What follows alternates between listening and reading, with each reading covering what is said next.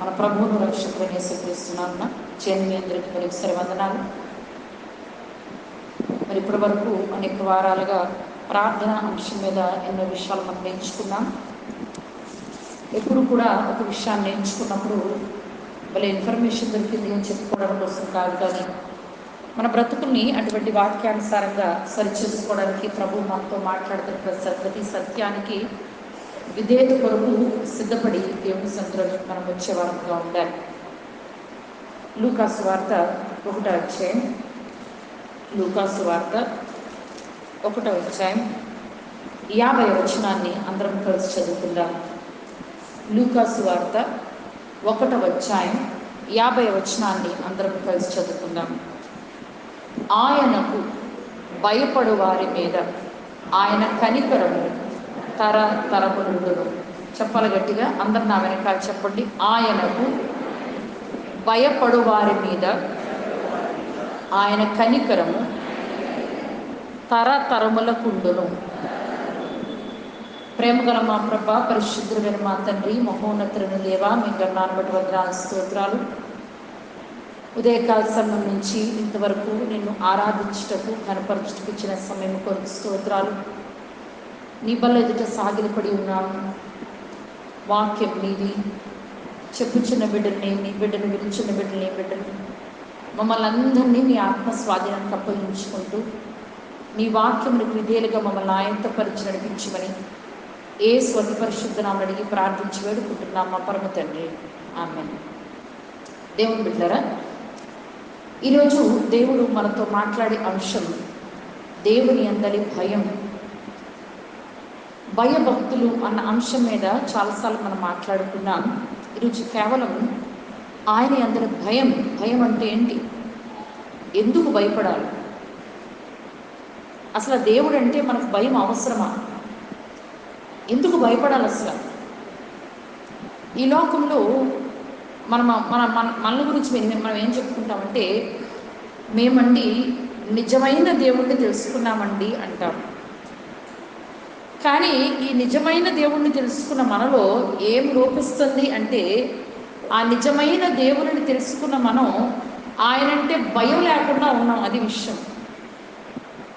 ఈరోజు ప్రపంచంలో క్రైస్తవ్య శాతము మన తాత ముత్తాతల నుంచి మన భారతదేశంలో ఎంతమంది ప్రభువు నమ్ముకున్నారు అంటే, అప్పుడు 2% అన్నారు, మా తాతకాలం 2% అన్నారు, మా నాన్నకాలం 2% అన్నారు, నా కాలంలో 2% అంటున్నారు, నెక్స్ట్ కాలంలో 2% అంటున్నారు.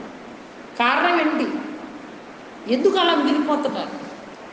2% ఎందుకు ఉండిపోతున్నారు అంటే, మనలో ఆ దేవుని యందు భయం చూస్తే నిజంగా దేవుడంటే భయపడి వణికే వాళ్ళు తయారవుతారు. మనలో భయం కనిపించట్లేదు కాబట్టి అంతే, అలా అయిపోయింది లోకం. చాలా జాగ్రత్త వినాలి. దేవుడంటే భయం. అసలు దేవుడంటే భయపడితే అసలు ఎందుకు భయపడాలి? ముందు కారణాలు చెప్పుకొని అప్పుడు దేవుని యందు భయం ఎలా ఉండాలో మనం నేర్చుకుందాం. అసలు ఎందుకు దేవుడంటే భయపడాలి? లూకాసు వార్త 12వ అధ్యాయం 4-5 వచనాలు చదువుకుందాం. లూకాసు వార్త 12వ అధ్యాయం 4 నుంచి నేను చదువుతాను, చాలా జాగ్రత్తగా వినండి. పేజ్ నెంబర్ 64, కొత్త నిబంధన. నా స్నేహితులైన మీతో నేను చెప్పున్నదేమనగా, దేహమును చంపిన తరువాత మరేమీ చేయనేరని వారికి భయపడకుడి. ఎవరికి మీరు భయపడవలెనో మీకు తెలియజేయుదును. చంపిన తర్వాత నరకములో పడద్రోయ గల శక్తి గల వానికి భయపడుడి, ఆయనకే భయపడుడిని మీతో చెప్పుచున్నాను.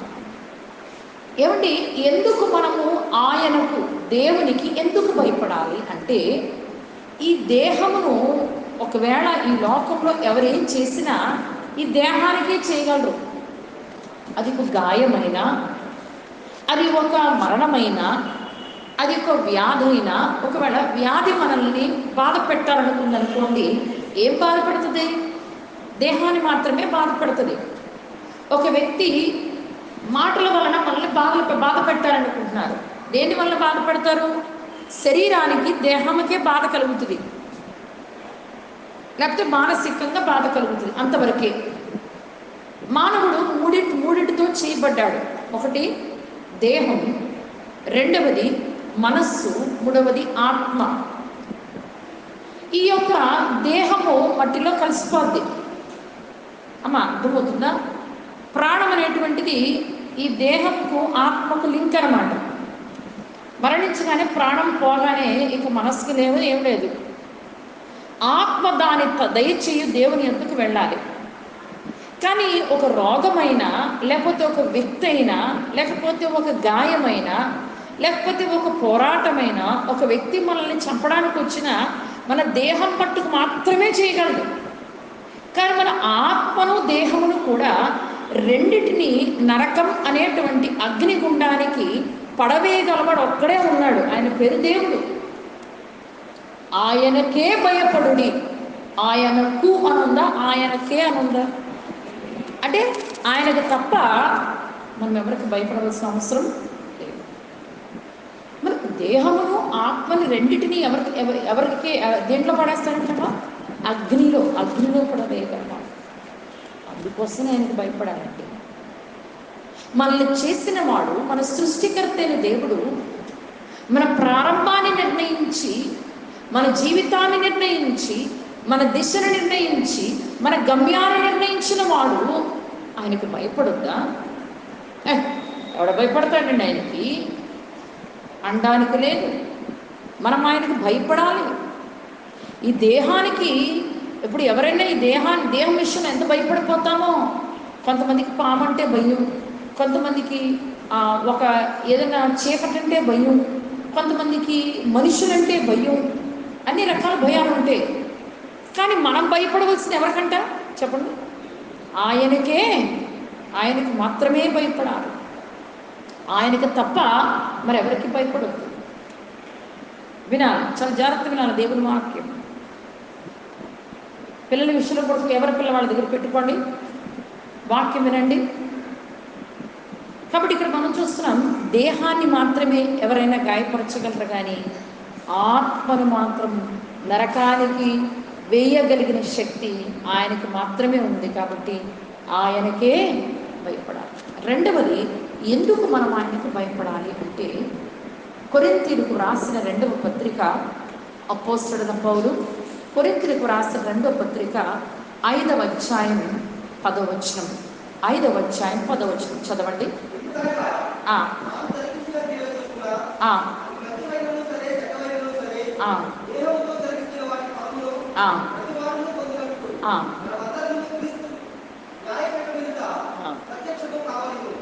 చాలమ్మా. ఎందుకు మనం భయపడాలి అంటే, మనము జరిగించిన క్రియలకు ఒకరోజు న్యాయపీఠము మీద కూర్చున్న ప్రభువు ముందు నేను నిలవబడాలి అనేటువంటి భయం మనకు ఉండాలి. మనం నేర్చుకోండి. యవనస్తులు ముఖ్యంగా రక్షణ పొందడానికి వెనకబడుతున్న వారు ముఖ్యంగా నేర్చుకోవలసిన సంగతి ఏంటి అంటే, నేను ఆయనకి ఒకరోజు లెక్క అప్పచెప్పాలి. తప్పక లెక్క అప్పచెప్పాలి. నేను తప్పించుకోవడానికి లేదు. ఒకవేళ ఇక్కడ దేవుని సేవకులకు తప్పించుకోవచ్చు, నువ్వు తల్లిదండ్రులకు తప్పించుకోవచ్చు, సమాజానికి తప్పించుకోవచ్చు, కానీ మన దేహముతో జరిగించిన ప్రతి క్రియకు ఒకరోజు ఏముందంట చెప్పండి, లెక్క అప్పచెప్పాలి. కాబట్టి భయపడాలి. ఉందా భయం? ఉందా? అలాగా మనకు భయం ఉందంటారా? మన క్రియల విషయంలో భయం కలిగి బ్రతుకుతున్నామా? మన క్రియలు మనకు కూడా వస్తాయని మనకు తెలుసా? రాసుకోండి, జాగ్రత్తగా రాసుకోండి. ప్రకటన 14:13 ఇప్పటి నుండి ప్రభువునందు మృతులు ధన్యులు, నిజమే వారు తమ ప్రయాసమాని విశ్రాంతి పొందుదురు, వారి క్రియలు వారి వెంట వచ్చును. రాసుకుంటున్నారా? రాసుకోకపోతే చదవన్నా ఆ బైబిల్ అన్నా చూడండి. చాలా జాగ్రత్తగా వినాలి. చర్చికి వస్తున్నాం కానీ వాక్యం అంటే లెక్కలేనితనంగా వింటున్నారు. దీని గురించి కూడా ఒక రోజు లెక్క ఉంటుంది, మర్చిపోవద్దు. ఖచ్చితంగా లెక్క ఉంటుంది. ఈ దేహంతో ఏం జరిగిస్తున్నాం? క్రియలు జరిగిస్తున్నాం. మన పనుల గురించి లెక్క ఉంటుంది. లెక్క ఖచ్చితంగా అప్పచెప్పాలి ఒకరోజు. ఈ లెక్క గురించి మనం భయం కలిగి ఉండాలి. మన లెక్క అప్పచెప్పేది లోకంలో జడ్జిలకి, లాయర్లకి కాదు. మన సృష్టికర్తని దేవుడు, మన నిర్మాణకుడు, మన నిర్వాహకుడు, మన రక్షకుడు, మన ఆదరణకర్త, నడిపించే దేవుడు, ఈ లోకంలో దినదినము తన రాజ్యానికి సిద్ధపరిచే దేవుడు, దినదినం మనం పడిపోతుంటే సరిచేయగలిగిన దేవుడు, తన వాక్యమునిచ్చి తన ఆత్మనిచ్చి దినదినం మనల్ని సరిచేస్తూ, కాలుస్తూ, గుచ్చుతూ, కడుగుతూ, మన నిత్య నిరీక్షణ కొరకు సిద్ధపరుస్తున్న దేవుడు. ఆయన ముందు మన క్రియలు ఎలా ఉన్నాయి? ఎందుకు మన క్రియలు ఎందుకు ఇలా ఉండాలి అంటే, మనము ఆయన ముందు ఎలా నిలబడాలని ఆయన ఆశపడుతున్నాడంటే, ఎఫెసీయులకు రాసిన పత్రిక 5:27 అంటున్నాడు కదా, ఆయన మన కొరకు ఎలా ప్రాణం పెట్టాడు అంటే, అది కళంకమైనను ముడత అయినను మరి అట్టిది ఏదైనాను లేని పరిశుద్ధమైనది సంఘముగాను, నిర్దోషమైన సంఘముగాను, మహిమగల సంఘముగాను ఆయన ఎదుట మనల్ని నిలవబెట్టుకోవాలని మన కొరకు తను తాను అప్పగించుకున్నాడు. అయ్యి బాబాయ్, భయపెట్టేస్తున్నాడండి దేవుడు. భయపెట్టట్లేదు ఆయన. మనలను ఆయన ముందు నిర్దోషులుగా నిలబెట్టుకొనవలెనని ప్రాణమే పెట్టిన దేవుడు ముందు ఒకరోజు నిలబడాలనే భయం మనకు ఉండాలి. భయం. మన క్రియలు, మన పనులు ఎలా ఉన్నాయి? భయం ఉందా మనకి? భయం ఉందా? మనకు బాగా తెలిసే మాట మత్తయి సువార్త 12:36. మనుష్యులు పలుకు వ్యర్థమైన, రాసుకోండి, మనుష్యులు పలుకు వ్యర్థమైన ప్రతి మాటల గురించి విమర్శ దినమున లెక్క చెప్పవలసి ఉండును. క్రియలు, మాటలు, మన ప్రవర్తన, ప్రతి విషయంలో లెక్క ఉంటుంది ఒకరోజు. ఎవరు చూడొస్తాడులేండి, నేనెవరికి లెక్క చెప్పాలి? చాలా లెక్కలేనితనంగా బ్రతుకుతున్నాం ఈరోజు. తల్లి అంటే లెక్కలేదు, తండ్రి అంటే లెక్కలేదు, సేవకులంటే లెక్కలేదు, ఎవరంటే లెక్కలేదు, ఎవరికి లెక్క అనేటువంటి ప్రతి రోజు లెక్క చెప్పాలి. జాగ్రత్త. దేవుని చాలా భయముతో, చాలా భయం ఉండాలి మనకి. దేవుని సన్నిధికి జాగ్రత్తగా వస్తాము, జాగ్రత్తగా కూర్చుంటాము. కానీ మన ప్రవర్తన, అందుకోసమే ప్రసంగి 5 అంటున్నాడు కదా, నువ్వు మందిరములకు పోవున్నప్పుడు నీ ప్రవర్తన విషయంలో ఎలా ఉండాలి? మందిరం అంటే చర్చకొచ్చినప్పుడు ప్రవర్తనను కాదు అక్కడ అర్థం. దినదినము మనం ఆయనకు ఆలయముగా బ్రతుకుతున్నాము. కిందంతా చూసుకుంటే నువ్వు బలి అర్పించేటప్పుడు జాగ్రత్త. ఏదో దేవుడికి కానుకిచ్చేస్తున్నావు, ప్రార్థన చేసేస్తున్నావు, పోగేస్తున్నావు అనుకుని ఎప్పుడు నిర్లక్ష్యంగా ఉండొద్దు. భయం ఉండాలి మనకి. నీవు భూమి మీద ఉన్నావు, ఆయన ఆకాశంలో ఉన్నాడు. నీ మాటలు తక్కువగా ఉండాలి. నీ మాటల విషయంలో జాగ్రత్త. లెక్క. భయం ఉందా మనకి? భయం వేయాలంటే మనకి ఎందుకు భయం వేయాలంటే, మనల్ని నిర్దోషులుగా, నిష్కళంకులుగా, మహిమగల సంఘముగా మనం తన ముందు నిలబడాలని ఏం చేశాడంటమ్మా? మన కొరకు తన్ను తాను అప్పగించుకున్నాడు. మరి మనల్ని ఆయన పరిశుద్ధులుగా చేసిన ప్రభువు లెక్క అడగడం తప్పంటారా? దేవుని బిడ్డలారా, ఈరోజు మనం ఆయనకి భయపడకపోతే రేపు ఒకటి భయంకరమైంది ఉంటుందని మాత్రం మర్చిపోవద్దు. భయంకరమైంది ఉందని నమ్మే ముందుకెళ్తున్నామా, నమ్మకం ముందుకెళ్తున్నామా? ఈరోజు బాప్తిస్మం తీసుకోండి, రక్షణ పొందండి అంటే లెక్క చేయట్లేదు మనుషులు. ఎందుకు లెక్క చేయట్లేదో, ఎందుకు లెక్క చేయాలో, ఎందుకు భయపడాలో ఒక వాక్య భాగం చదువుకుందాం. అపోస్తలుల కార్యములు 17వ అధ్యాయం 30-31 వచనాలు చదువుకుందాం. అపోస్తలుల కార్యములు 17వ అధ్యాయం 30-31 చదువు. ఆ అజ్ఞాన కాలముందు దేవుడు చూచి చూడనట్టుగా ఊరుకున్నాడంట. ఇప్పుడైతే అంతటను అందరూ మారు మనస్సు పొందవలని. అమ్మా, అర్థమవుతుందా? అందరూ అంతటా మారు మనస్సు పొందడం అది ఆజ్ఞ. It is not an optional. చదువు. ఎందుకనగా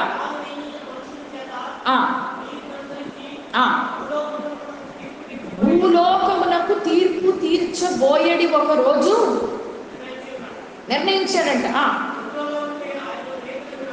ఒకడు గుర్తుంచుకోండి, యేసుక్రీస్తు ప్రభు మృతులలో నుంచి లేపబడినందున మనము కూడా ఒక రోజు లేపబడి లేచి ఆయన తీర్పు సింహాసనం ముందు నిలబడాలన్నటువంటి భయం మనకుంటే తప్పక మారు మనసు పొందుతాం. రక్షణ విషయంలో నిర్లక్ష్యం చేయని వారితో దేవుడు మాట్లాడుతున్నాడు. మారు మనసు పొంది కూడా తమ క్రియల విషయంలో లెక్కలేనితనంగా ఉన్న వారితో దేవుడు ఈరోజు మాట్లాడుతున్నాడు. ఈరోజు భయం లేకుండా నేను బాప్తిసం తీసుకున్నాను, రక్షణ పొందాను, గ్యారంటీగా పరలోకానికి వెళ్ళిపోతాను నాటకాలు ఆడిన వారితో దేవుడు మాట్లాడుతున్నాడు. లెక్క పక్కాగా ఉంటుంది, మర్చిపోకండి, తప్పకుండా ఉంటుంది. భయం ఉండాలి మనకి. చెప్పండి, ఎందుకు భయం ఉండాలి? ఒకరోజు మన దేహాన్ని ఆత్మని రెండింటినీ అగ్నిలో వేయగలవాడు ఆయనే అని భయపడాలి. రెండవది, మనం ఒకరోజు ఆయన ముందు నిలబడి ప్రతిదానికి లెక్క అప్పచెప్పాలని భయపడాలి. మన క్రియలు మన వెంట వచ్చి సాక్ష్యం చెప్తాయని భయపడాలి. మన మాటల విమర్శలోనికి తీసుకువెళతాయని భయపడాలి. దేవుని బిడ్డలారా, ఒకరోజు తీర్పు తీర్చబోడే రోజు ఒకటి ఉంది అని తెలిసి మనం భయపడాలి. హెబ్రీలకు రాసిన పత్రిక 4:13 చాలాసార్లు చెప్పుకుంటాం ఈ మాట. హెబ్రీలకు రాసిన పత్రిక 4:13 ఆయన దృష్టికి కనబడని సృష్టము ఏదీ లేదు. మనమెవరికి లెక్క అప్పచెప్పవలసి ఉన్నదో ఆ దేవుని కనులకు సమస్తమును మరుగులేక తేటగా ఉందంట. చెప్పండి, ఎలా ఉందంటండి? క్లియర్, క్రిస్టల్గా ఉంది, క్లియర్గా ఉంది. ఆయన కనబడకుండా ఏమేమి చేయగలవా? కనబడకుండా ఏమేమి చేయగలవా? దుప్పటి ముసుకేసుకుని ఒకవేళ సెల్ ఫోన్తో ఆడొచ్చు, డాబా ఎక్కి సెల్ ఫోన్తో ఆడొచ్చు, చెత్త బొమ్మలు, చెత్త సీన్లు, చెత్త జీవితాల్లో గడపచ్చు. ఒకరోజు లెక్క అడిగే దేవుడు ఉన్నటువంటి భయం సెల్ ఫోనే కాదు, మన బ్రతుకులు, మన ఆలోచనలు. నాకు ఆ మాట ఎప్పుడు చాలాసార్లు చదివిస్తాను ఈ మాట. యెషయా 29:15 యెషయా 29:15 ఎవడును తమ ఆలోచనలు ఎవరికి తెలియదేమోనని లోపల ఆలోచన చేయజూచు వానికి శ్రమ. నా ఆలోచన కూడా ఎవరికి తెలియదు అనుకుంటున్నాం చాలాసార్లు. ఆలోచన ఎదిగిన వాడు ఒకడున్నాడని గుర్తుంచుకో. ఒకరోజు ఆలోచన గురించి కూడా లెక్కల్లోకి వెళ్ళాలన్నమాట గుర్తుంచుకో. ఎలా ఉంది మన ఆలోచన విధానం? చాలా జాగ్రత్తగా ఏమిటంటారు. చాలా తెలివైన వాడిని, చాలా తెలివైన దాన్ని, ఇవన్నిటి నుంచి నేను తప్పించేసుకుని యాక్ట్ చేయగలను లోకంలో అని అనుకోవచ్చు. యాక్టింగ్ ఇక్కడ వరకే, ఇక్కడ డ్రామా అంతా క్లోజ్ అయిపోద్ది ఒకరోజు. తెలుస్తుంది కదా, షేక్స్పియర్ అనేటువంటి ఒక గొప్ప స్కాలర్ ఒక మాట ఉంటాడు. 7 Stages of Man అనేటువంటి ఒక నాటకం రాశాడు ఆయన. ఒక మానవుడు స్టేజ్ మీద ఉంటాడంట ఈ లోకంలోనే. అన్ని రకాల పాత్రలు పోషించేస్తాడంట కదా. చైల్డ్హుడ్ కదా, తర్వాత అడాలసెన్స్ అంటే బాల్యము, యవనము, మధ్య వయసు, ముసల్తనము, ఇక ఒకటిగా అన్ని స్టేజ్లు అయిపోతాయి. ఆ పిలుపు వచ్చినప్పుడు స్టేజ్ దిగి వెళ్ళిపోతాడంట. ఇప్పుడు డ్రామాలో ఒక ఆయన యాక్షన్ అయిపోయిన తర్వాత ఏం చేస్తాడు ఆయన? చెప్పండి. స్టేజ్ దిగి వెళ్ళిపోతాడు. స్టేజ్ దిగి వెళ్ళిపోయిన తర్వాత నిజంగా స్టేజ్ మీద ఆయన ఎలా ఉంటాడు? ఏ ఏ ఏ యాక్షన్ అయితే చేశాడో అక్కడ వరకే యాక్షన్, కింద మళ్ళీ మామూలు. ఈరోజు మన లైఫ్ కూడా యాక్షన్తో బతుకుతున్నాం. అందుకోసం అంటున్నాడు, ఈ లోక నటన గతించుచున్నది అంటున్నాడు కొరింథీయులకు రాసిన మొదటి పత్రిక 7వ అధ్యాయంలో. ఇది లోక నటన. భయమేస్తుందా మనకు? అసలు భయంతో బ్రతుకుతున్నామా మనం? అసలు దేవుడు ఉన్నాడు, ఒకరోజు ఆయనకి లెక్క చెప్పాడు, భయం ఎందుకు లేదు మనకి? దేవుని బిడ్డరా, ఆయన ఇందులో భయం ఉండాలని ప్రభు ఆశపడి చెప్తున్నాడు. ఎందుకు ఆయన ఎందుకు భయపడాలి అంటే కీర్తనలు 19:9 అంటున్నాడు కదా, చదవండి. కీర్తనలు 19:9.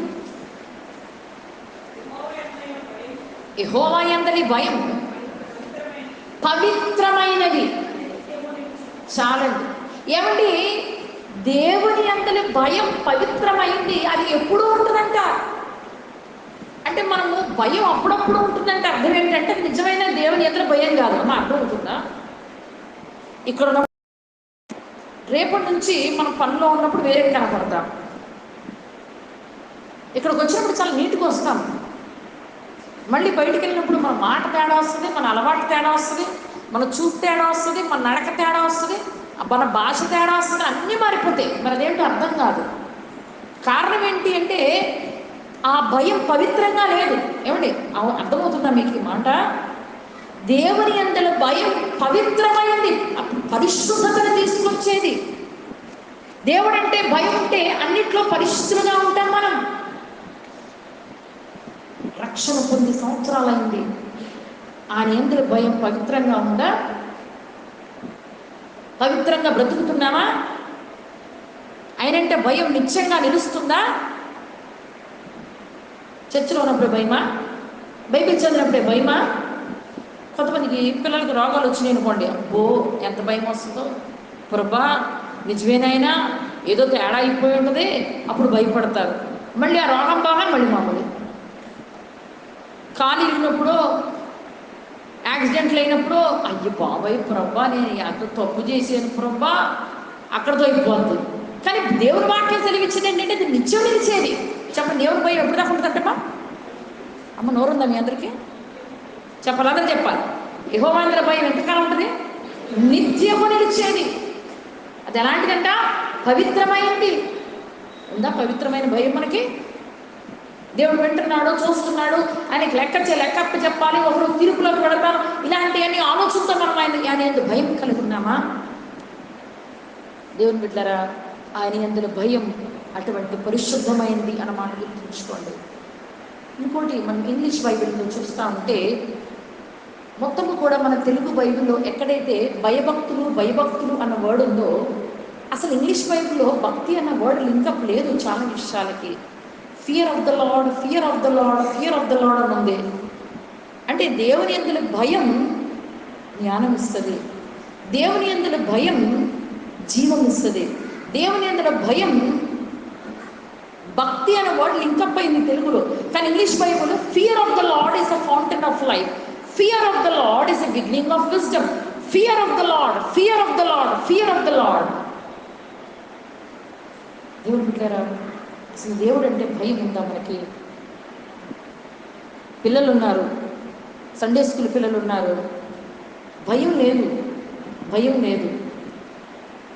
ఇందాక నేను సండే స్కూల్కి వచ్చాను, సండే స్కూల్లో మాట్లాడి వెళ్ళిపోయాను నేను.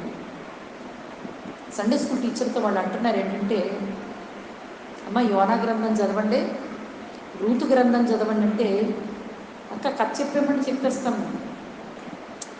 4 అధ్యాయాలు చదివే కష్టం అంటే ఏం లేదండి. వాక్యం అంటే అదొక కథలాగా ఉండాలి, కథలాగా ఉంది. స్కూల్లో టీచర్కి అలా చెప్తారా? టీచర్ మీరు మాకు ఇంతెంతే ఆన్సర్ ఇవ్వండి, ఇంతెంతే క్వశ్చన్లు ఇవ్వండి అని చెప్తారా? అప్పుడే భయం, ఎందుకంటే నాకు బెత్తం కనబడుతుంది కదా. భయం అందరి ముందు ఇన్సల్ట్ చేస్తారని, భయం ఫెయిల్ చేస్తారని వాటికి భయపడతారు.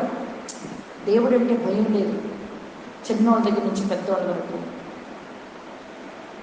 అమ్మా, దేవుని వాక్యాన్ని కథలాగా, దేవుడు అంటే ఏదో మనకి మార్కులు ఇచ్చి ఆరోగ్యాలు ఇచ్చే దేవుడుగా మీ పిల్లలకి పరిచయం చేయకండి. దేవుడు అంటే భయం నేర్పించండి. సండే స్కూల్ టీచర్స్ నేర్పించండి, తల్లిదండ్రులు. అది నిత్యము నిలిచేది, నిత్యము నిలిచిన. అప్పుడప్పుడు ఉండేది కాదు, చర్చికి వచ్చినప్పుడు ఉండేది, సండే స్కూల్కి వచ్చినప్పుడు ఉండేది కాదు. భయం అంటే అది ఎప్పుడూ ఉండాలి.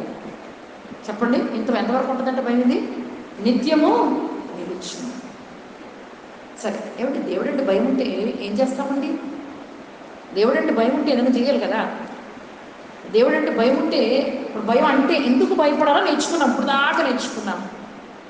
ఇప్పుడు భయపడితే ఏం చేస్తాం? భయపడితే మనం చాలాసార్లు భయం అన్న వర్డ్కి తప్పు ఆలోచన తీసుకుని భయపడితే ఇంకా ఆ వ్యక్తిని ఒక దెయ్యం కింద ఆలోచిస్తాం, ఒక శిక్షించేవాడి కింద ఆలోచిస్తాం. కానీ గుర్తుంచుకోండి, మన ప్రభువు ఎందుకు భయపడమంటున్నాడు ఇప్పుడు దాకా విషయాలు చెప్పుకుని, ఆ భయం ద్వారా మనకు వచ్చేది ఏంటండి అంటే, యెహోవా యందు భయం జీవపు ఊట. చెప్పండి చెప్పండి, యెహోవా యందు భయం ఏమిస్తుంది మనకి? జీవమిస్తుంది. సామెతలు 14:27 అది మనకి జీవమిస్తుంది.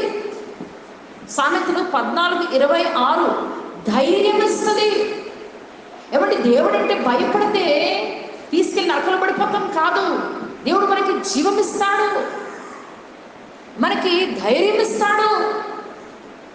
The fear of the lord is the fountain of life. జీవపు ఊట, ఊట అది కంటిన్యూస్గా ఉండేది. దేవుడు అంటే భయం ఉండాలి. ఊరికే ఇవ్వడం నిత్య జీవం. అమ్మ అర్థమవుతుందా? అమ్మ అర్థమవుతుందా? జీవమును సంపాదించుకో, జీవమును సంపాదించుకో. పిల్లలకి ఏం నేర్పిస్తారంటే ఈ రోజుల్లో తల్లిదండ్రులు, జనరేషన్ అలా ఉందిలేండి, పక్క వాళ్ళకంటే నీకు మార్కులు బాగా రావాలి, పక్క వాళ్ళకంటే నీకు స్టడీస్లో బాగుండాలి, దేవుని విషయాలు నేర్పించాం, సండే స్కూల్కి పంపించాం, అసలు దేవుని విషయాల్లో కూర్చోబెట్టి బోధ జరగట్లేదు. వాళ్ళు తినకపోతే బాధపడతాం, వాళ్ళు నీరసపడితే పరిగెత్తుకుంటూ హాస్పిటల్స్కి తీసుకెళ్తాం. అయ్యో దేవుని యందు భయం ఉంటే నీకు జీవం ఇస్తాడు, నిత్య జీవం ఇస్తాడు, నిత్యత్వం ఇస్తాడు, పరలోకం అనేటువంటిది ఉంది, ఒక నరకం అనేటువంటిది ఉంది అని చిన్నప్పటి నుంచి బోధ చేయండి పిల్లలకి. దేవుడు అంటే ప్రేమించడం నేర్పించండి. ఎంత భయంకర నరకం ఉందంటే ఆ నరకం అంత భయంకరమైంది కాబట్టి యేసే మనల్ని ప్రేమించి శిలువ కార్యం చేశాడని బోధించండి వాడికి. నేను నరకంలో పడేస్తాడు, నరకంలో పడేస్తాడు, నరకంలో ఇది కాదు భయపెట్టేది. జీవాన్ని ఇస్తాడు ప్రభువు, ధైర్యాన్ని ఇస్తాడు దేవుడు. దేవుడు అంటే భయం ఉంటే ఏమిస్తాండి?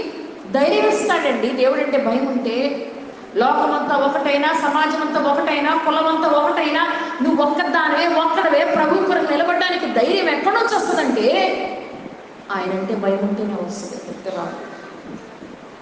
ఆయనంటే మనం భయముతో బ్రతుకుతున్నామా? దేవుని అందరి భయం మనల్ని వెంటాడుతూ ఉందా? ఆయనంటే భయం ఎందుకు వస్తుందంటే ప్రేమ ఉంటేనే భయం వస్తుంది. చెప్పండి గట్టిగా, ఏముండాలి? ప్రేమతో కూడిన భయం. అమ్మ దేవుడు అంటే భయపడ్డం అంటే ప్రేమతో కూడిన ప్రేమ. నిజంగా మా మమ్మీ అంటే మాకు చాలా భయం. అంటే ఎంత ప్రేమో. మా డాడీ అంటే నాకు చాలా భయం.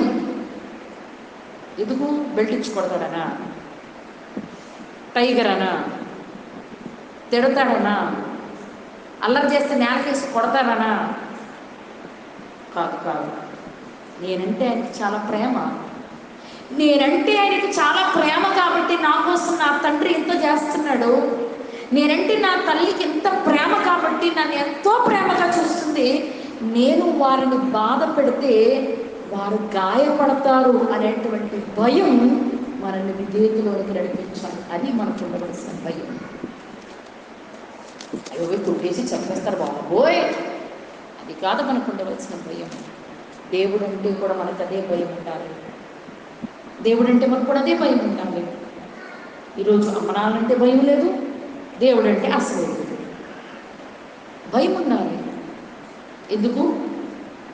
ఆయన మనకి జీవాన్ని ఇస్తాడు, ఆయన మనకి ధైర్యాన్ని ఇస్తాడు, మనకి నిత్య జీవాన్ని ఇస్తాడండి. మరి భయం ఉంటే ఏం చేస్తామంట?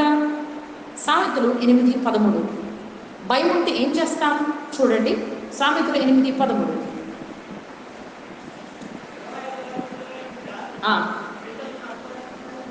చాలా భయభక్తుల గురించి చాలాసార్లు చెప్పుకున్నాం. నేను కేవలం ఒక్కొక్క మాట చెప్తాను.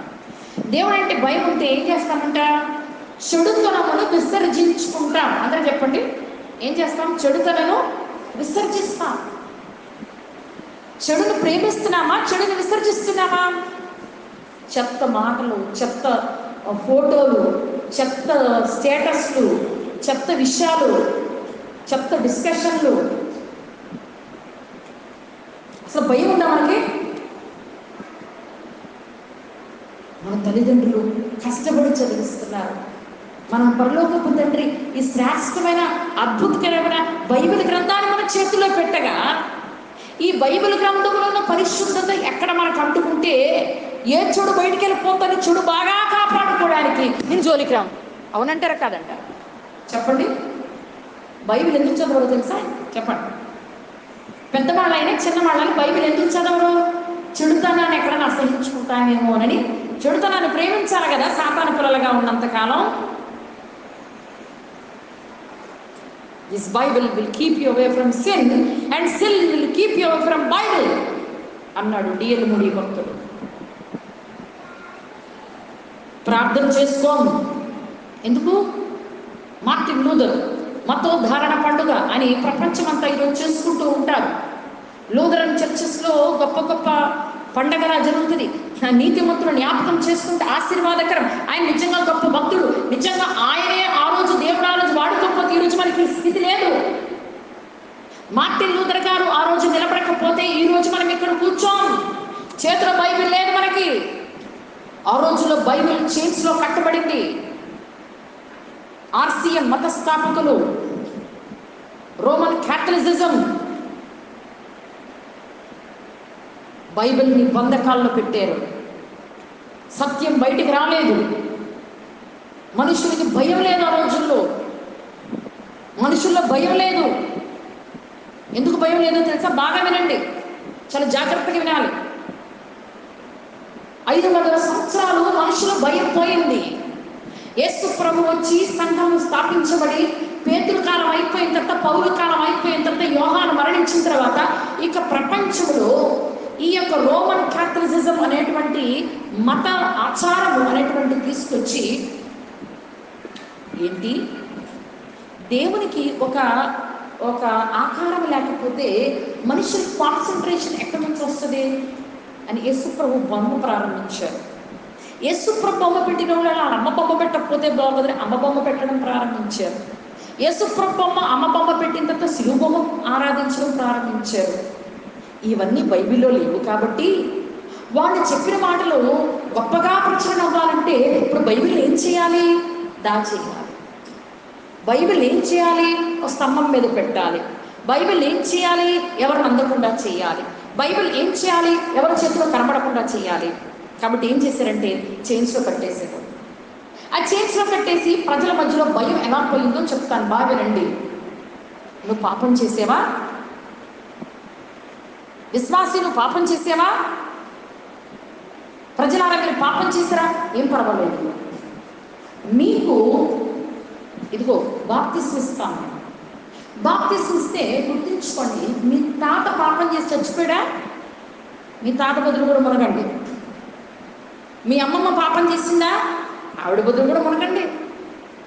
ఎన్నిసార్లు మునిగితే అన్ని డబ్బులు ఇవ్వండి. మీరు డబ్బులు ఇస్తే మీకు కొన్ని సర్టిఫికెట్లు ఇస్తాం. ఆ సర్టిఫికెట్స్ పేరు ఏంటంటే ఇండల్జెన్స్ సర్టిఫికెట్స్, పాప పరిహార పత్రికలు. ఈ సర్టిఫికెట్స్ దాచుకుంటే ఖచ్చితంగా మీరు మీ తాత ముత్తాతలు కూడా పరలోకం వెళ్ళిపోతారు. ఇప్పుడు చెప్పండి, మన చుట్టూ ఇంక భయం ఉంటుందా? లేదు, లేదు, భయం లేదు. ఎందుకంటే వాళ్ళకి సత్యం ఏంటో తెలియదు, వాక్యం ఏంటో తెలియదు, పరిశుద్ధత ఏంటో తెలియదు. పరిశుద్ధతను గురించి బోధించవలసిన మత నాయకులు మతం బోధించడం మొదలుపెట్టారు, మార్గం మానేసి. అందుకోసం మనుషుల్లో భయం మాయమైపోయి ఏం స్థాపించబడింది? మత ఆచారం స్థాపించబడింది. అప్పుడు పోపుల కాలం విజృంభించింది. ఇంకా ప్రజలందరూ కూడా భయంకర భ్రష్టత్వంలోకి దిగజారుతున్న దినాలలో మార్టిన్ లూథర్ ఆయన కూడా అదే సత్యం అనుకుంటూ ఆయన మెట్లు, మోకాళ్ళ మీద వందల మెట్లు ఎక్కి పాపం పోవాలని ఎన్నో నియమ నిష్ఠలు చేసి తర్వాత పోపు కాకపోతున్న ఆయనకి బైబిల్ చదివే అవకాశం దేవుడిచ్చాడు. అలాంటి సమయంలో బాగా వినండి అమ్మా, ఇది చరిత్ర, ఇది సత్యం, గ్రహించాలి. ఈరోజు భయం అంటే ఎలాగ మళ్ళీ క్రైస్తవ్యంలోకి వచ్చిందో ప్రభు మాట్లాడుతున్నాడు. ఆ చైన్స్లో ఉన్న బైబిల్ని చదివి 95 నిబంధనలను బైబిల్ గ్రంథంలోంచి తీసి కొంతమంది సహాయకుల సహకారంతో ఒకే ఒక రాత్రిలో రోమా పట్టణం అంతా ప్రతి వీధిలో ప్రతి గోడ మీద అంటించేశారండి. ఒకే రాత్రిలో తెల్లవారు లేచి ప్రజలు చదువుతున్నారు. ఏంటి? విశ్వాసము ద్వారా పాపక్షమాపణ, యేసు రక్తము ద్వారా మాత్రమే పాపక్షమాపణ. అది ఇప్పుడు నాకు ఎలా కొనుక్కోమన్నారు? సత్యం ఇదనమాట. విగ్రహారాధన గొప్ప. పైన ఆకాశం ఉంది కానీ కింద భూమి ఉంది కానీ అసలు ఆయన తప్ప ఇంకెవరు లేరా? అయ్యి బాబు విగ్రహారాధన తప్ప అని ఏం మొదలైందంటే ద డే ఆఫ్ రిఫర్మేషన్. దాన్ని ఏమన్నారంటే సంస్కరణ. ఏం జరిగిందండి? రిఫార్మ్ జరిగింది, సంస్కరణ జరిగింది. గతం సమాధి చేయబడింది, ప్రజల్లో సత్యం స్థాపించబడింది, ప్రజల్లోకి బైబిల్ బయటకు వచ్చింది, ప్రజల చేతుల్లోకి బైబిల్ వచ్చింది. అప్పటి నుంచి మనుషులకి నిజమైన భయం అంటే ఏంటో బైబిల్ బోధిస్తుంది అని వాక్యం చేతిలోకి వచ్చింది. అర్థమైందా? అర్థం కాలేదా? ఇదంతా ఎక్కడి నుంచి చెప్పాను నేను? సామెతలు 8:13 నుంచి ప్రారంభించాను. యెహోవా యందు భయం ఉంటే చెడుతనాన్ని అసహించుకుంటా. చెడుతనాన్ని అసహించుకోవడానికి మనకు నేర్పించే బుక్ ఏంటండి అంటే చెప్పండి, పరిశుద్ధ గ్రంథమైన బైబిల్.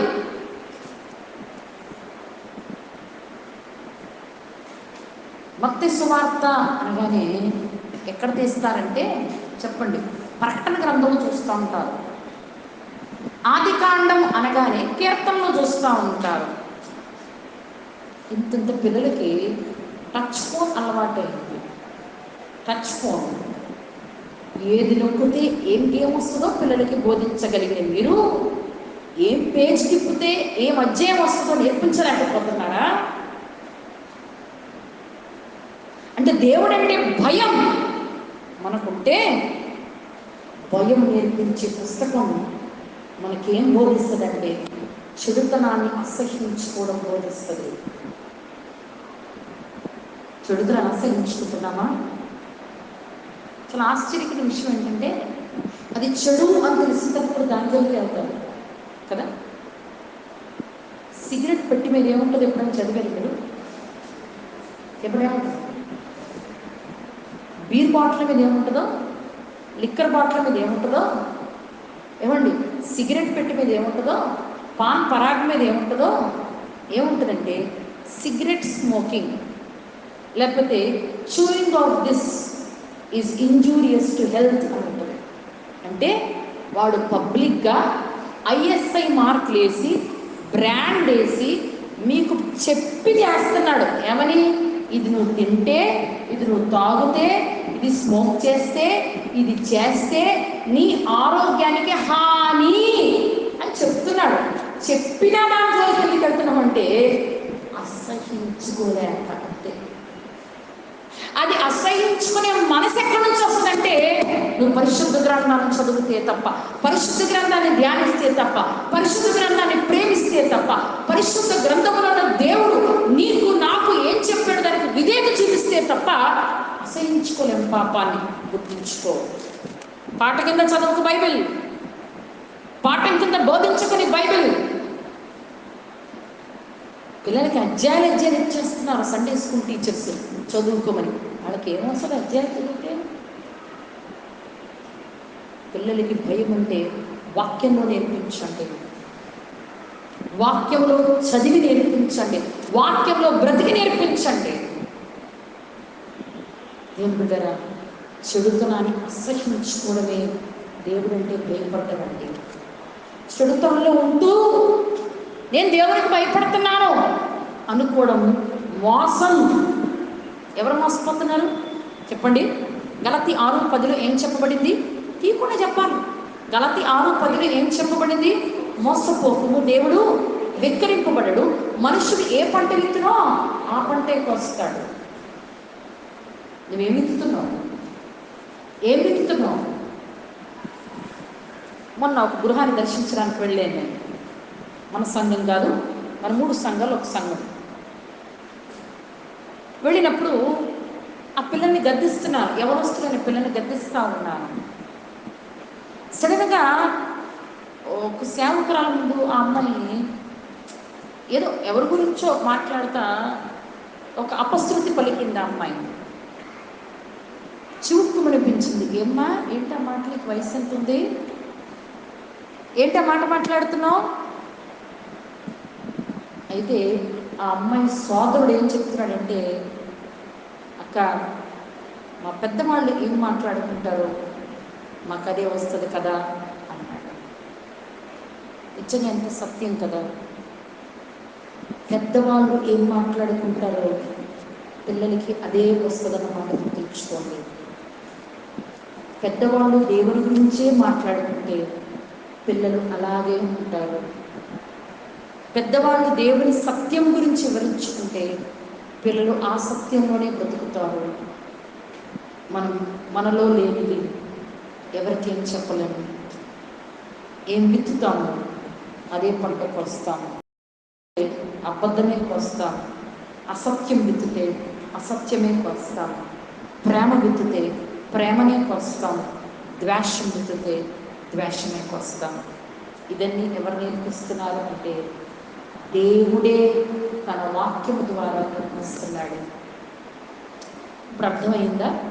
భయం ఎలా నేర్చుకుంటాం? చెడుతనాన్ని అసహించుకోవడం. ఎలా చెడుతనాన్ని అసహించుకుంటాం? ఆయన వాక్యం ద్వారానే నేర్చుకుంటాం. సరే, చివరగా నేను చెడుతనాన్ని అసహించుకొని దేవుడంటే భయపడితే నేనేం చేస్తాను? నా జీవితం, నా ప్రవర్తన ఎలా ఉంటుంది? ఒకసారి చూసుకుని ముగించుకుందాం. ఆదికాండం 22:12 చదువుకుందాం. ఆదికాండం 22:12 చదవండమ్మా.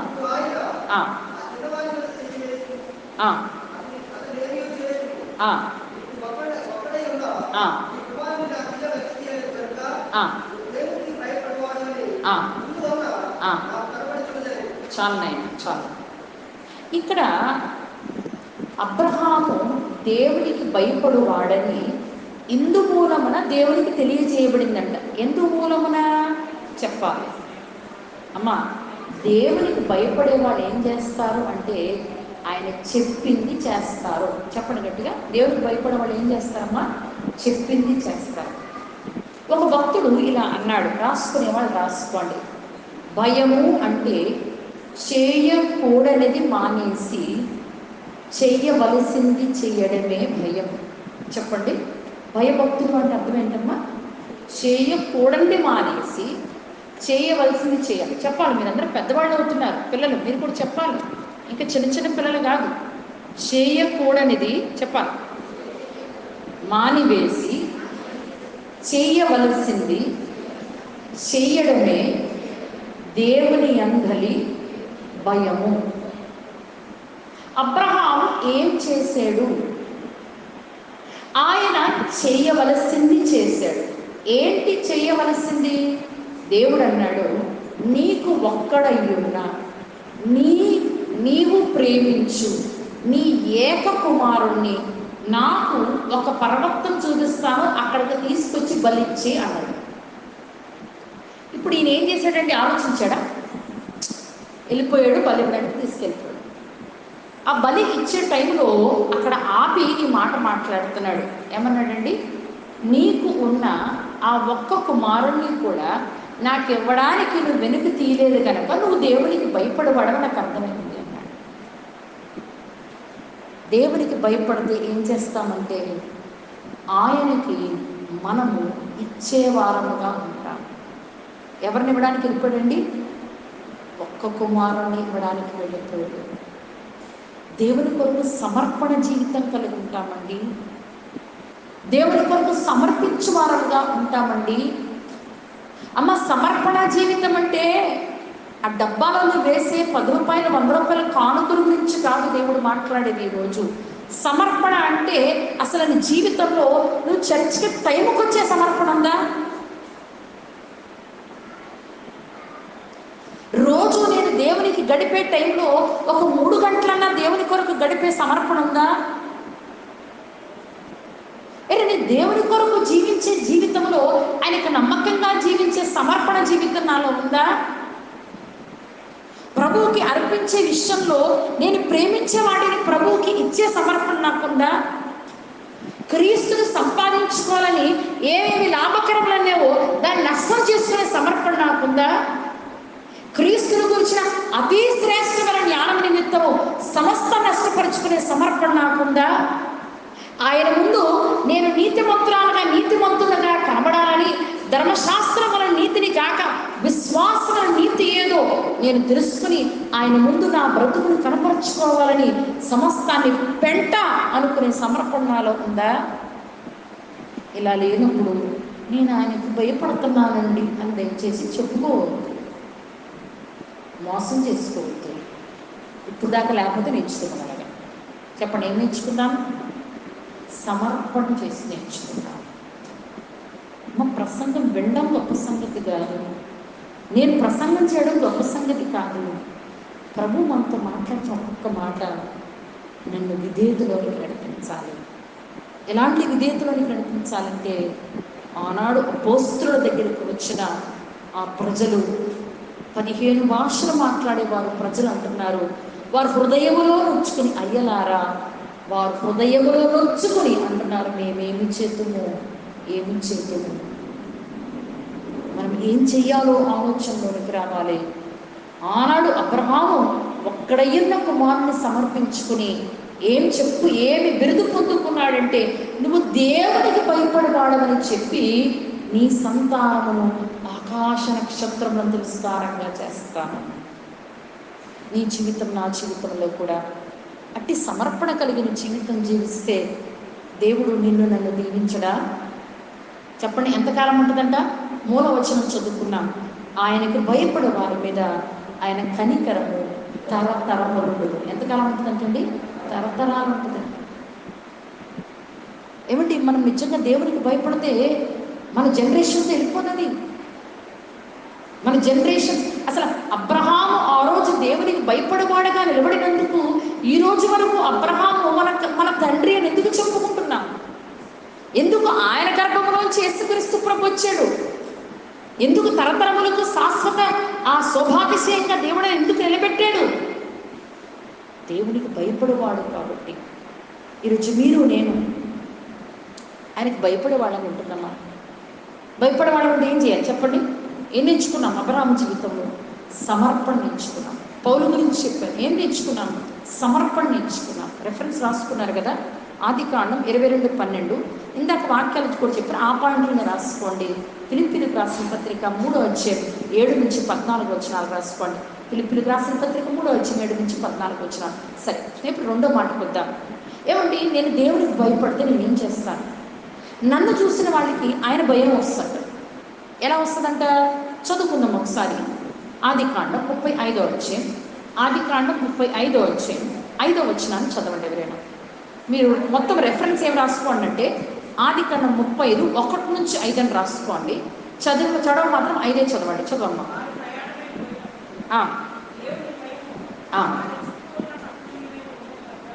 దేవుని భయము వారు చుట్టూ ఉన్న పట్టణముల మీద ఉండేది కనుక వారు యాకోబు కుమారులను తరుమలేదు. అమ్మ రాసుకోవడం మాత్రం 1 to 5 రాసుకోండి. నన్ను చూడాలి, నేను చూడాలి, చాలా జాగ్రత్తగా వినాలి. అసలు ఈ మాట చదువుతుంటే ఒళ్ళు జలదరిస్తూ ఉంటుంది. ఇదొక పెద్ద ప్రసంగం, మనం దీని జోలికి మనం వెళితే చాలా టైం పడుతుంది. నేను కొట్టి 3 మాటలు చెప్తాను. అసలు యాకోబు కుమారులు నడుచుకుంటూ వెళుతూ ఉంటే వాళ్ళు పట్టణాలు దాటుతూ ఉంటే వాళ్ళని చూస్తే వాళ్ళకి దేవుడి భయం వచ్చిందంట.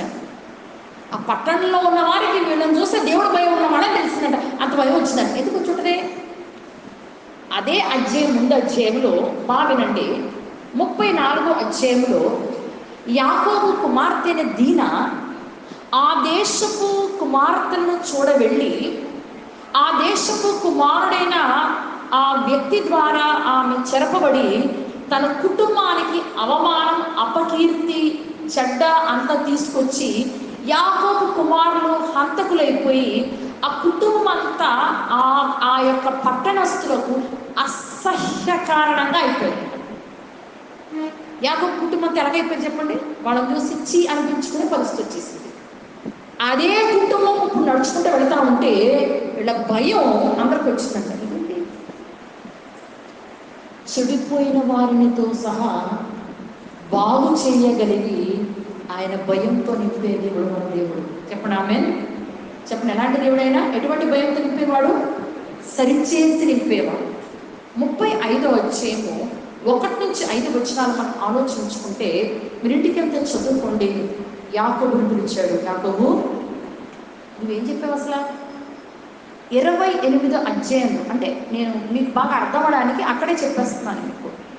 28వ అధ్యాయంలో మీ అన్నగారి దగ్గర నుంచి పారిపోయి మీ మేనమామ ఇంటికి వెళ్తా ఉంటే ఏం చెప్పావంటే, నువ్వు కట్టుకోవడానికి వస్త్రము, తినడానికి తిండి, నా హస్తం తోడు నీకుంటే మళ్ళీ ఇక్కడికి వచ్చి మందిరం కడతానన్నో, మళ్ళీ బేతేలుకు వస్తానన్నో. 21 సంవత్సరాలు అయిపోయిందయ్యా. సరే, వెనక్కి వచ్చినప్పుడు ఎవ్వోక రేపు దగ్గర నీ కాళ్ళు ఎరగొట్టాను, నీ బతుకు మార్చుకున్నావు అనుకున్నాను, ఒక మోసగాన్ని నేను రాజుగా చేసేసాను, నువ్వు బేతేలికి రావయ్యా అని పిలిస్తే సుక్కోతులో పాటలు వేసుకుంటావా? సుక్కోతులో పాటలు వేసుకుంటావా?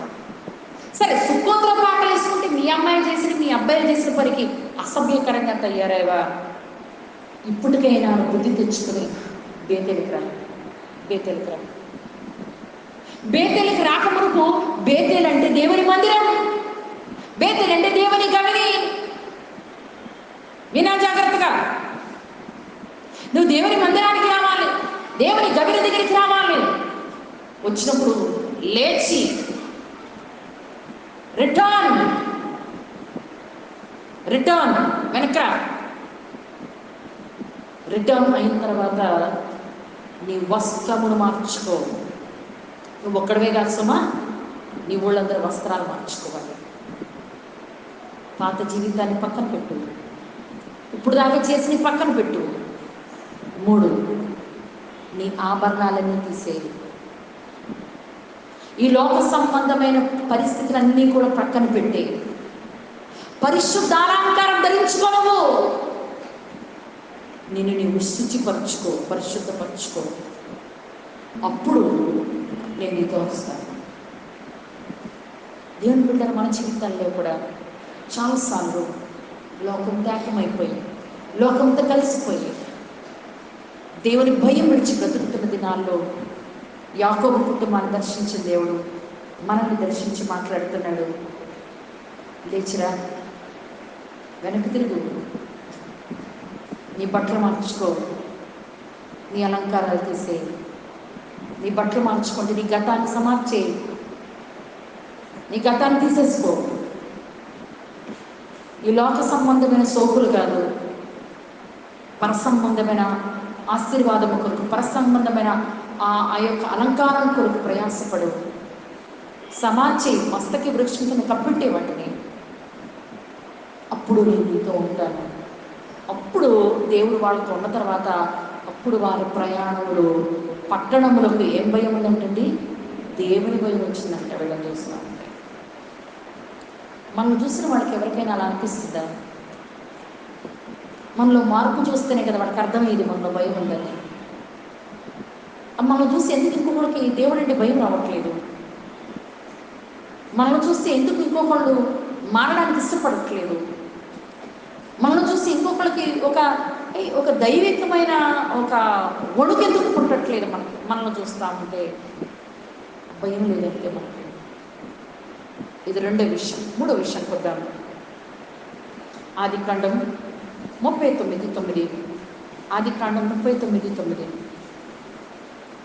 అక్కడ యోసేపు జీవితాన్ని మనం ఆలోచించుకుంటే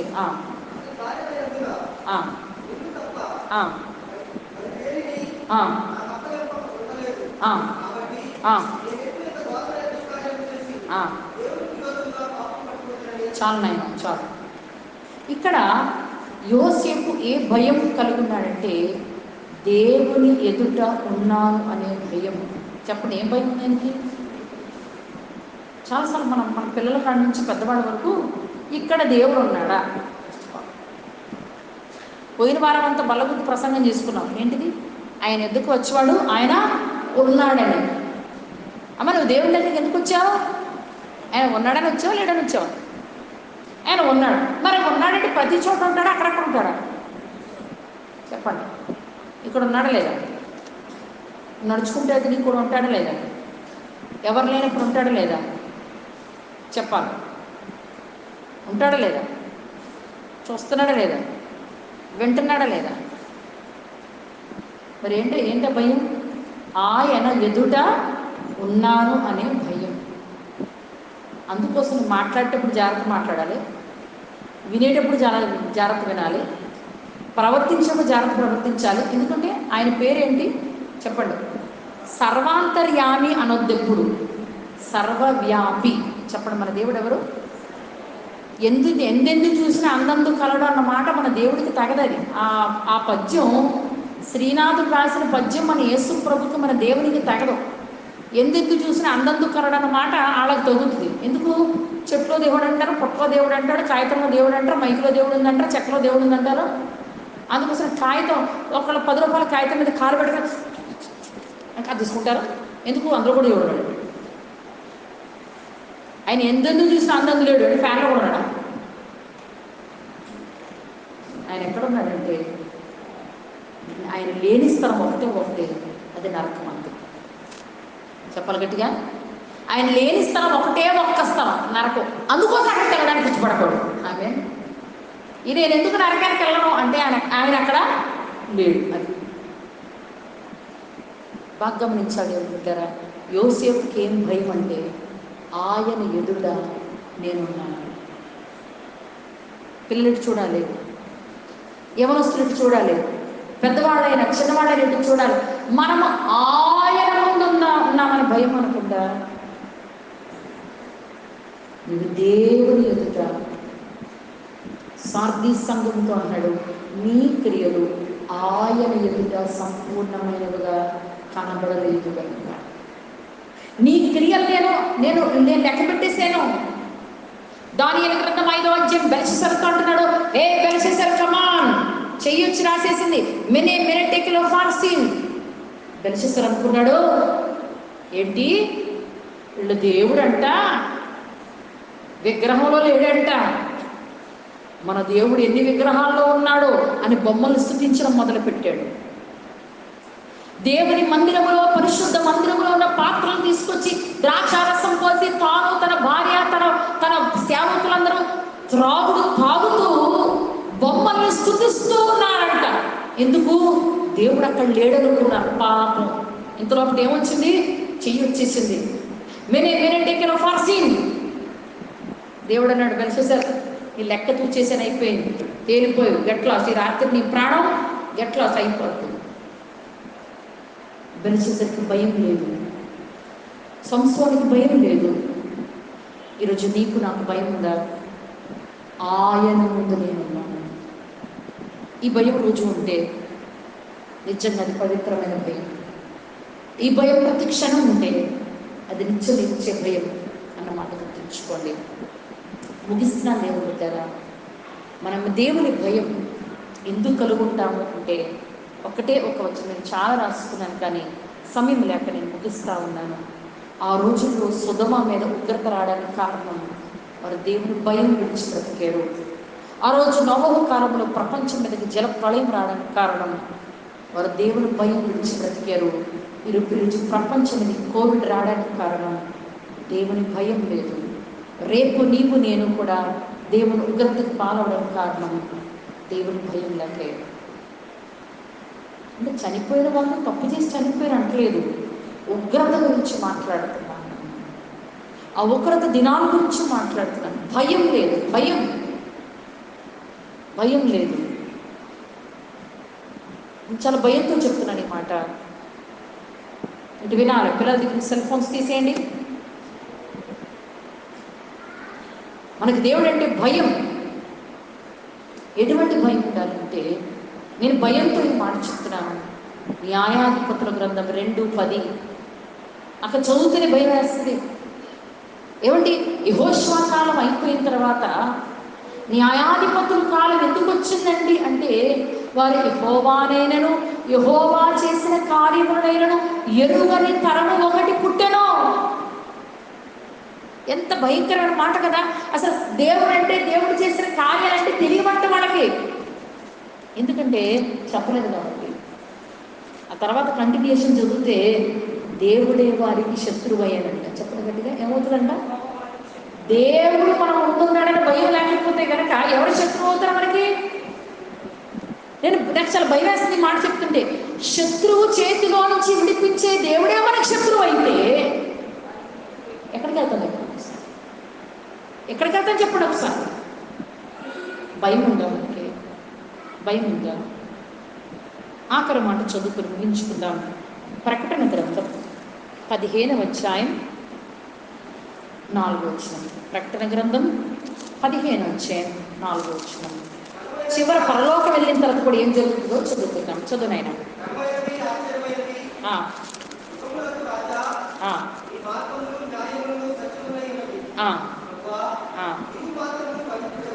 నీవు మాత్రము పవిత్రుడు, నీకు భయపడని వాడెవడు? నీ నామమును మహిమ పరచని వాడెవడు? నీ న్యాయ విధులు ప్రత్యక్ష పరచబడినవి గనుక జనులందరూ వచ్చి నీ సన్నిధిని నమస్కారము చేసేదరని చెప్పుచు దేవుని దాసులకు మోషే కీర్తనయు గొర్రెపిల్ల కీర్తనయు పాడుచున్నారు. దేవుని బిడ్డలారా, పరలోక రాజ్యములో ఏం పాట పాడతారండి? పాట ఉంటుందంట.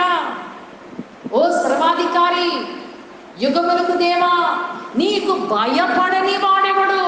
చెప్పండి గట్టిగా, నీకు భయపడని వాడెవడు?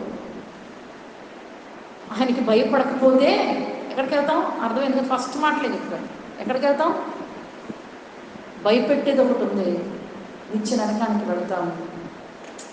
ఓహో, ఆ నరకంకి వెళ్ళకూడదు కాబట్టి పరలోకం వెళ్ళాలా అనుకునే చల్లారిపోయి మనస్తత్వం ఉంటేమో కనుక ఎవరెవరినేమి చేయలేదు. ఇప్పటికీ వాక్యం చెప్తున్న లెక్కలేంతనం. వాక్యం వింటున్నామంటే భయం వేయాలి, విధేయతలోనికి రావాలి, విధేయతలోనికి రావాలి. భయం లేదు మనకు వాక్యం అంటే. ఇంత వాక్యం అంటే నిద్ర వస్తుంది. అదే సెల్ ఫోన్ చూస్తే నిద్ర రాదు కదా. రాత్రి 12 గంటల వరకు గేమ్ ఆడినా నిద్ర రాదు మనకి. 1 గంట వరకు సినిమా చూసి నిద్ర రాదు. ఎప్పుడు నిద్ర వస్తుంది చెప్పండి? అదే భయం లేకపోవడం అంటే. ఇప్పుడు అర్థమైంది కదా? దేవుని బిడ్డరా, ఆయనకు భయపడే వారి మీద ఏముంటుందంటండి? ఆయన కనికరము ఎంతకాలం ఉంటుందంట? తరతరములు ఉంటుంది. కాబట్టి దేవుడు మనటువంటి భయంతో నిండి తన రాజ్యము కొరకు సిద్ధపరచును గాక.